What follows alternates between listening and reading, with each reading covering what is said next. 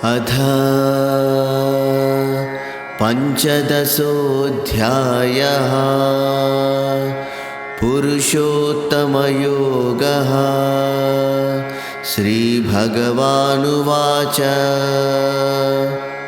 गामाविश्य च भूतानि धारयाम्यहमोजसा पुष्णामि चौषधी सर्वा सोमो भूत्वा रसात्मकः।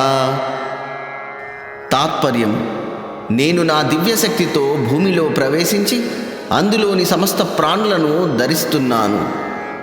అలాగే రసమయుడైన చంద్రుడినై సమస్త ఓషధులను పోషిస్తూ వాటికి రుచిని, శక్తిని ప్రసాదిస్తున్నాను. ఈ శ్లోకంలో భగవంతుని రెండు ముఖ్యమైన శక్తుల గురించి వివరించబడినది. మొదటగా గురుత్వాకర్షణ మరియు ప్రాణశక్తి. గామావిశ్య అంటే భూమిలోకి ప్రవేశించడం. భూమి అంత పెద్ద బరువును మోస్తూ తన మీద ఉన్న కోట్లాది జీవులను అంతరిక్షంలో పడిపోకుండా పట్టి ఉంచుతోంది అంటే దాని వెనుక ఉన్న ఆకర్షణ శక్తి పరమాత్మ స్వరూపమే. భూమిని ఒక క్రమ పద్ధతిలో నిలిపి ఉంచేది ఆ భగవంతుని ఓజస్సు.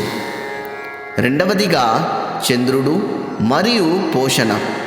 మొక్కలు పెరగడానికి సూర్యుడు ఎంత అవసరమో వాటిలో రసం, పోషక విలువలు మరియు రుచి ఏర్పడడానికి చంద్రుని వెలుగు అంత అవసరమని శాస్త్రం చెబుతుంది. అందుకే చంద్రుడిని సోముడు లేదా రసాత్మకుడు అంటారు. సూర్యుడు వెలుగునిస్తే చంద్రుడు జీవశక్తిని ఇస్తాడు. మనం తినే పండ్లు, కూరగాయలు, ధాన్యాల్లో ఉన్న శక్తి భగవంతుడు చంద్రుని ద్వారా ప్రసాదించింది. మనం తినే ఆహారం కేవలం ఒక వస్తువు కాదు, అది భగవంతుని శక్తి స్వరూపం. భూమి మనల్ని మోస్తోంది అంటే అది భగవంతుని కౌగిలి వంటిది.